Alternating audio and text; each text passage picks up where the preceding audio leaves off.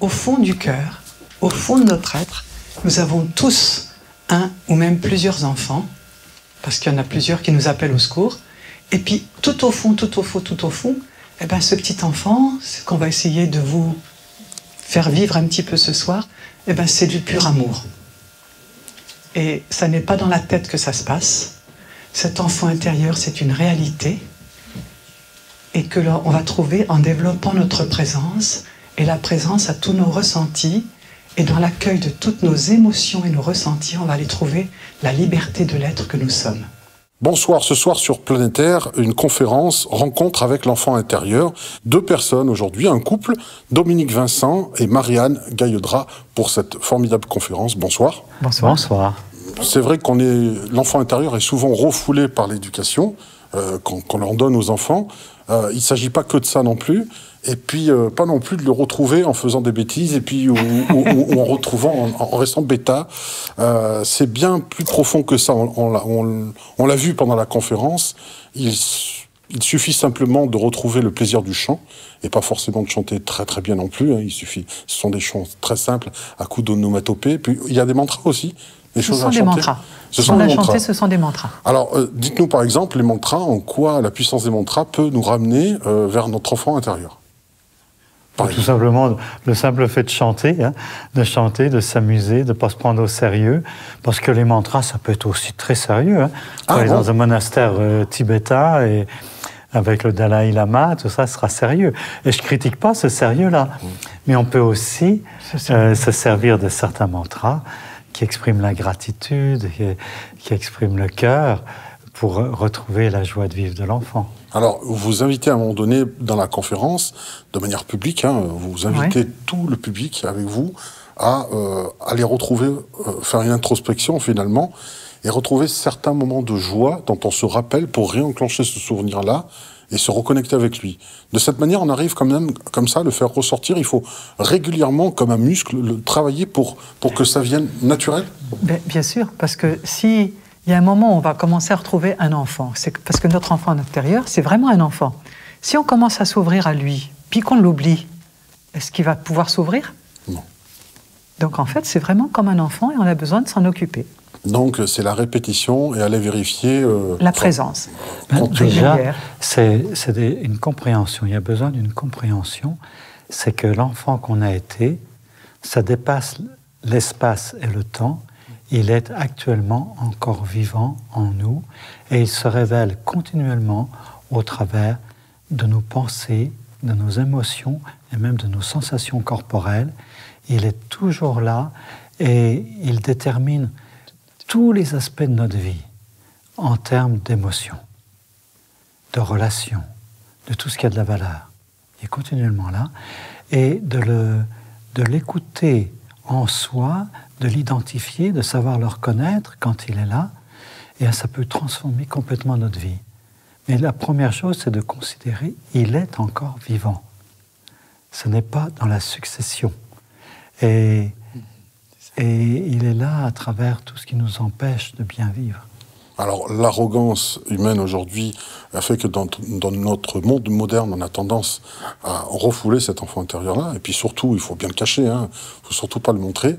Et l'esprit de compétitivité tue aussi cette innocence au quotidien. Et donc, il y a comme une sorte de culpabilité. Moi, c'est ce que je retiens auprès des gens, de vouloir se retrouver enfant. C'est ne fais pas l'enfant, ne pleure pas, sois un homme, etc.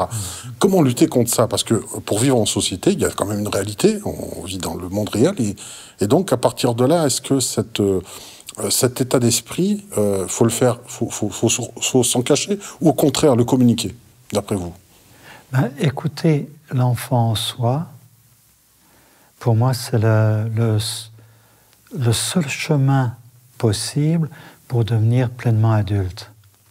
Ça veut dire que, tout simplement, je suis à l'écoute de ce qui se passe en moi, je ne me cuirasse pas, je reste un être sensible. Et c'est absolument pas à l'opposé de cultiver aussi sa force et sa puissance. Au contraire, de reconnaître quand l'enfant est là, quand nos blessures émotionnelles surgissent, et de s'en occuper, ça donne au contraire beaucoup d'énergie et ça nous rend plus présents dans la réalité de ce qui se passe. Et c'est complémentaire, ou ça va ensemble, ou ça nourrit de se construire, même sur le plan de notre guerrier intérieur. Parce que nous avons besoin de toute cette puissance aussi pour faire face au monde tel qu'il est. S'occuper de l'enfant intérieur, c'est pas aller dans un monde de bisounours. Voilà, qu'on soit bien d'accord, ça permet même, à la limite, de désarmer les plus récalcitrants qui pourraient éventuellement émettre des moqueries. Il peut pas y avoir, puisque la sincérité désarme les autres, je pense. C'est pas toujours facile, parce que c'est pas toujours évident, dans certains milieux, de montrer sa sensibilité. Et dans certains milieux, il ne faut pas le faire. Et la sensibilité, c'est le chemin vers l'amour. Parce que quelqu'un d'insensible, il ne peut pas avoir de cœur ouvert. Et en même temps, cette sensibilité, c'est pas toujours facile. Je ne sais pas s'il y a des personnes qui se sentent très émotionnelles, qui ont souvent les larmes aux yeux, et surtout, même, je dirais, pour les messieurs, quand on est les petits garçons, on leur dit « Toi, tu pleures pas », encore moins que les femmes. Et cette sensibilité, c'est le trésor de la vie. Et malgré tout ce qu'on pourrait dire, moi, il y a un endroit où je trouve ça très très dur quelque part, et en même temps merveilleux, c'est que tout ce chemin que nous avons à faire, c'est un chemin vers l'amour. Retrouver l'amour et accueillir vraiment toutes ces blessures, et ça ouvre la liberté et l'amour de soi pour pouvoir aimer les autres encore plus. Et souvent, ces blessures-là, c'est un levier pour grandir encore plus. C'est surtout les hommes qui en souffrent de ça. Hein. Il ne faut pas que les hommes soient sensibles. Ça, c'est tabou presque. Mais au niveau du monde du travail, une femme sensible, elle n'est pas toujours bien vue non plus. C'est vrai. Donc il y a aussi toujours la présence à soi pour prendre soin de son enfant, et puis faire attention qu'on est aussi dans une réalité où cette partie vulnérable et notre partie vraie n'est pas toujours accueillie.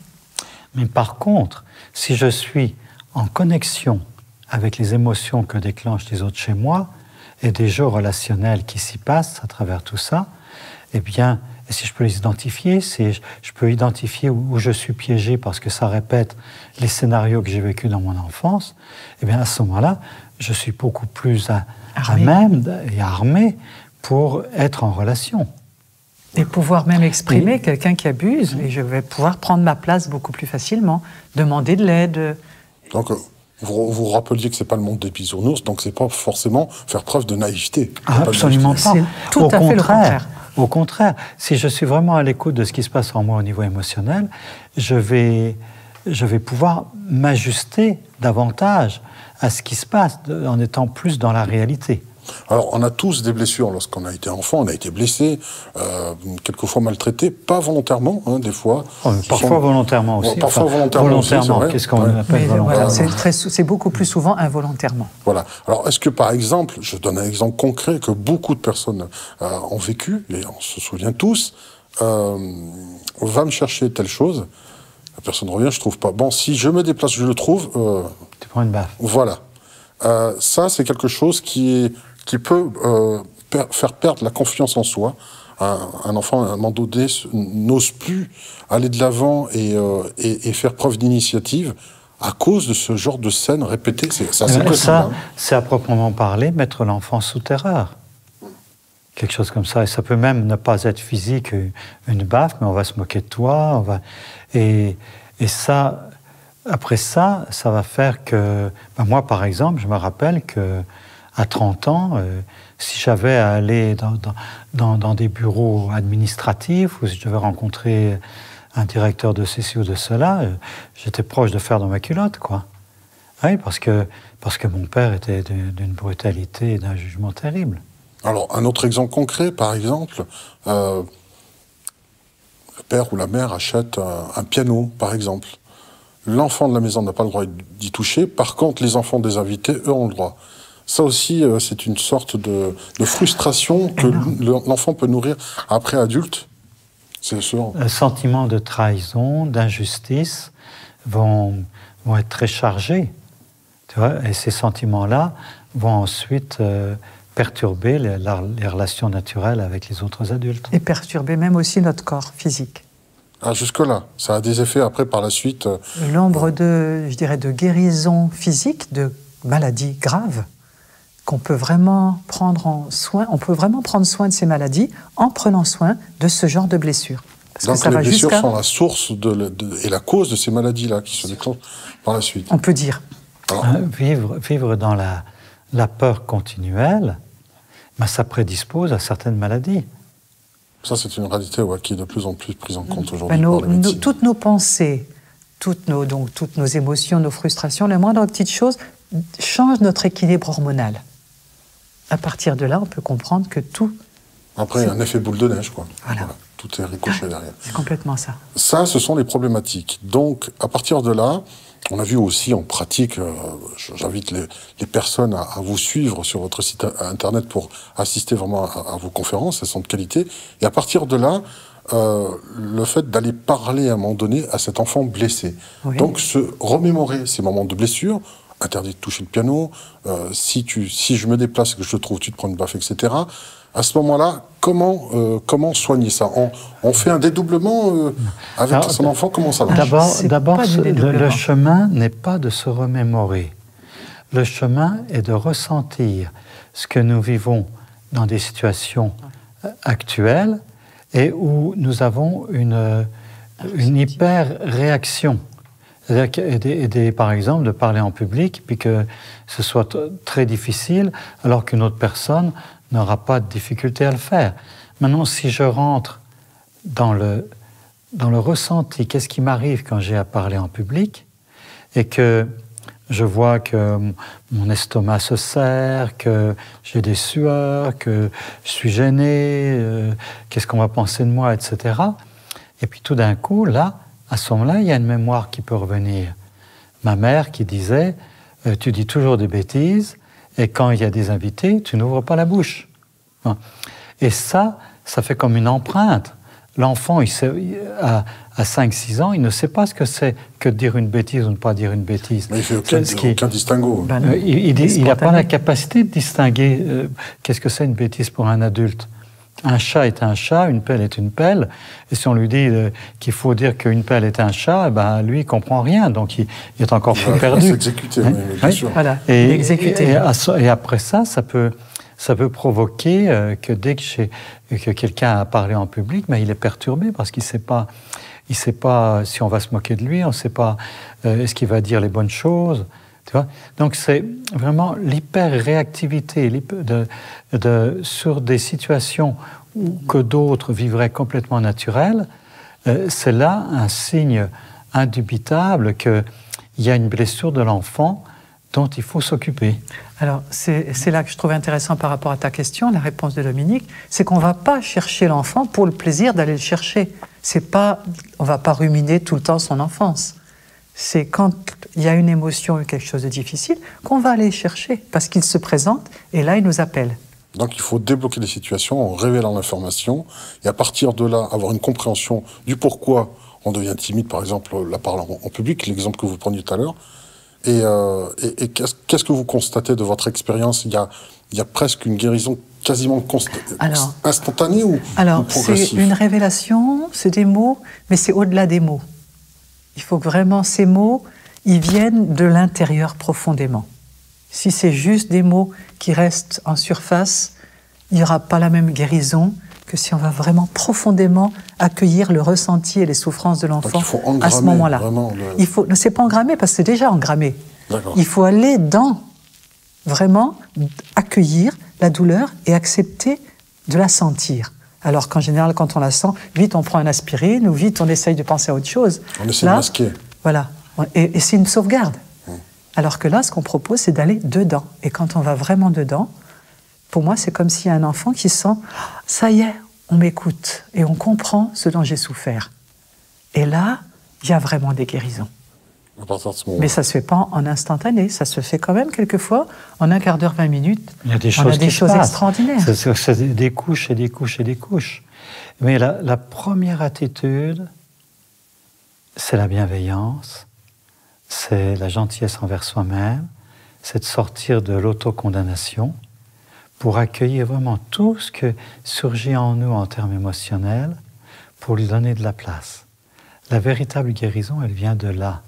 Et non même pas de vouloir se transformer. Il y a une histoire de pardon quand même derrière tout ça. Alors le pardon, en fait, c'est pas un pardon mécanique du tout.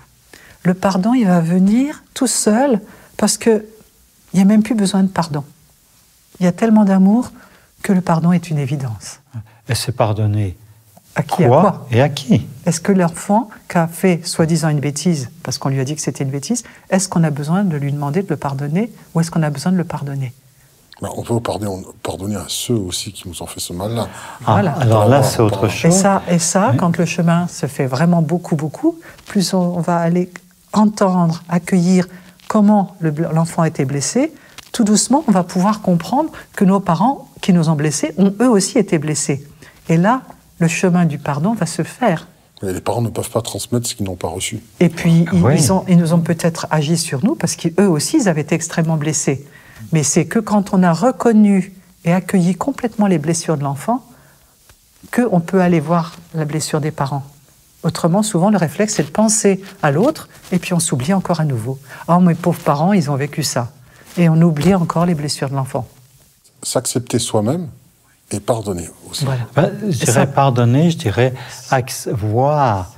Pardonner, pour moi, c'est voir dans l'autre la blessure qui est derrière son comportement et accueillir, mettre dans son cœur, ce qui ne veut pas dire ne pas se protéger. Et aussi, ce qui est très important, c'est de permettre à l'enfant que nous avons été d'exprimer aussi sa colère, voire la haine qu'il a développée. Mais c'est en même temps que je construis l'enfant intérieur, je construis le bon parent. Le bon parent qui prend soin de l'enfant. Et un bon parent, une bonne mère, un bon papa, il dit à son enfant, ah oui, tu es en colère pour ça, vas-y, tape dans un coussin, ou c'est OK que tu trépignes. Mais je ne peux pas te laisser traverser la rue parce que c'est dangereux. Mais je comprends que tu sois en colère. Ouais. Donc le bon parent encourage l'enfant à vivre quoi que ce soit comme émotion. Et en faisant ça avec nous-mêmes, nous n'avons pas à exprimer ou à passer à l'acte contre nos parents. À ce moment-là, je peux en même temps encourager l'enfant que j'ai été à exprimer sa colère par rapport à mes parents, et en même temps, dans la réalité, prendre soin de façon encore plus aimante de mes parents qui sont devenus vieux ou qui ont besoin, et que je peux comprendre pourquoi ils ont été comme ça avec moi. Donc il y a une histoire quand même de transgénérationnel là, et puis on est un peu sur les constellations familiales. On peut rien séparer de tout ça. Voilà, c'est d'un bloc quand même. Ma mère s'est relativement mal comportée envers moi, mais elle a vécu, son père est mort quand elle avait 2 ans, elle a vécu avec une veuve de guerre qui est devenue hyper acariâtre, desséchée et tout. Qu'est-ce qu'elle pouvait me donner? Évidemment, j'ai manqué de contact physique, j'ai manqué de caresses, j'ai manqué de gentillesse. Et puis, à l'âge adulte, c'est à moi maintenant de savoir où aller le trouver, en particulier avec une compagne qui a du cœur, qui sait toucher, qui est sensorielle, je ne sais pas comment dire, sensuelle même. Et à ce moment-là, je compense ou je répare ce que ma mère n'a pas pu me donner, ou même les blessures qu'elle a pu m'infliger. Mais je ne peux pas lui taper dessus. Pourtant, ma mère, quand j'avais 2 ans, elle disait, elle tapait au martinet, elle disait, avant 4 ans, on peut taper tant qu'on veut les enfants, on va les dresser, et le miracle, c'est qu'ils ne s'en souviendront pas. Donc, on va dresser l'enfant au moment où il ne pourra pas se souvenir, et comme ça, il aura acquis de bons comportements. Mais c'était sa façon de penser de l'époque. C'est pas la sienne. Qu'est-ce que je peux maintenant lui dire? Est-ce que je vais lui reprocher d'avoir fait ça? Alors que tu as dû, pour maintenant être dans l'état dans lequel tu es, accueillir et exprimer aussi toutes les colères contre sa maman, mais symboliquement, pas devant elle, pour permettre à l'enfant d'exprimer et de retrouver toute son énergie qui avait été complètement comprimée. Et ça vous a permis aussi, on peut dire que cette méthode permet de rompre le cercle vicieux qui se transmet de père en fils, de mère en fille, etc. C'est complètement ça. Il faut le casser, ça. Casser, c'est un peu brutal comme mot, mais oui, il y a des chaînes, des engrenages qu'il faut briser. Qu'il faut rompre. Et c'est maintenant nous qui sommes les adultes responsables d'opérer cette transformation. Je n'ai rien à dire sur mes parents, ce qu'ils ont pu faire comme transformation. Ils en ont certainement vécu déjà pas mal, ils ont fait tout ce qu'ils pouvaient. Et je n'ai pas été parfait avec mes propres enfants. Et maintenant qu'eux sont adultes, qu'ils ont 40 ans, c'est à eux aussi de faire ce qu'il faut pour aussi améliorer ou même briser la chaîne de ce que moi, malgré moi, j'ai pu leur faire ou leur transmettre. Malgré vous? Ben oui, en espérant faire de mon mieux. Parce que finalement, combien il y a de personnes qui ne font pas de leur mieux? C'est vrai. Tout le monde fait de son mieux. Dans l'inconscience, nous reproduisons. Et même avec la meilleure bonne intention. C'est ça qui est dramatique, même avec la meilleure bonne intention. Oh là là, qu'est-ce qu'avant d'être père, moi, voilà, c'est évident que je ferais bien mieux que mes parents. C'est évident que là, au moins, j'allais pas faire telle et telle erreur, que je serais pas trop dur, que je les écouterais, que ceci, cela. Et puis quand je vois, avec le recul, avec une séparation, avec la difficulté que j'ai eue à vivre avec la mère de ses enfants, tout ce que j'ai rencontré à ce moment-là, tout ce que j'aurais fait vivre, eh ben, j'ose même plus me dire que j'ai mieux fait que mes parents. J'en sais rien, je suis pas du tout sûr. Et là, le grand piège, c'est de retomber à se taper dessus et à se culpabiliser. Donc surtout, quand on commence à faire ce chemin-là, regardez qu'à chaque fois, on n'a pas été coupable de rien du tout puisqu'on n'était pas responsable. On n'a fait que reproduire et vivre dans un monde d'inconscience. Donc aller prendre soin de l'enfant intérieur, c'est prendre responsabilité et devenir un adulte conscient et réveillé sur cette terre et plein de vie. Comment peut-on faire pour vous suivre? On peut donner l'adresse de votre site internet, vous en avez un ça? On en a plusieurs. Oui, on en a plusieurs. Alors on en a un, commencer. c'est Tantra au cœur de l'être. D'accord, on mettra la description en dessous. Voilà, parce que le Tantra, c'est une voie vers l'unité. Et pour nous-mêmes, ce chemin vers l'enfant intérieur et sa rencontre, c'est un chemin vers l'unité. Et ça fait vraiment partie de cette voie du Tantra, qui est une voie spirituelle complète et globale. Oui, alors nous avons essayé de faire un site très complet sur le Tantra, avec beaucoup de matériel, pour transmettre une vision que nous pensons juste du Tantra. C'est vraiment une voie qui vient d'une tradition ancienne, qui en même temps est revue, retravaillée avec les apports de la psychothérapie transpersonnelle, les thérapies psychocorporelles. Et c'est bien au-delà que ce que beaucoup font, c'est-à-dire que c'est du déconditionnement sexuel. Et le déconditionnement sexuel peut avoir sa place, c'est pas un jugement sur ceux qui font ça, mais c'est vraiment sous l'angle de Dominique Vincent et Marianne Gaillondra. C'est un angle vraiment très global de développer la présence consciente à tout l'être total. Alors, un autre site aussi, je crois, la reine... le jeu du roi. Jeuxduroi.fr. Oui. Le jeu du roi, c'est à partir de tout le travail de développement personnel que j'ai fait, et ensuite, quand on a continué ensemble, j'ai créé et nous avons mis au point une méthode de formation au leadership qui est basée sur l'intégration de la personnalité et non pas sur le savoir-faire technique de management ou de comment être un bon leader en 10 leçons. C'est basé sur la compréhension que je peux accepter et mener un groupe que dans la mesure où je suis une personnalité unifiée qui intègre, qui accepte tous les aspects de soi et en particulier toutes ses émotions. À ce moment-là, je peux vraiment être le roi ou la reine d'un groupe, d'une équipe. Tout en étant du management participatif. Et en fait, c'est toute une voie pour passer du pouvoir, de l'amour du pouvoir au pouvoir de l'amour. Très peu. Et en fait, on l'appelait jeu du roi. Souvent, on met jeu du roi-reine parce qu'on n'a pas trouvé de mot androgyne. Et une fois que les personnes ont compris que ce soit roi ou reine, ça n'a plus d'importance parce qu'il ne peut pas y avoir de roi s'il n'a pas intégré son féminin. Il n'y a pas de possibilité de reine si elle n'a pas accepté aussi son côté masculin et intégré son féminin. Donc c'est toujours une voie d'acceptation des deux. J'invite les auditeurs à aller visiter ces sites internet qui sont listés en dessous. Et pour voir d'autres conférences et d'autres interviews, eh bien, je vous invite à vous connecter sur planétaire.fr pour d'autres conférences et d'autres interviews. Merci à vous deux et bonsoir. Merci beaucoup à tous.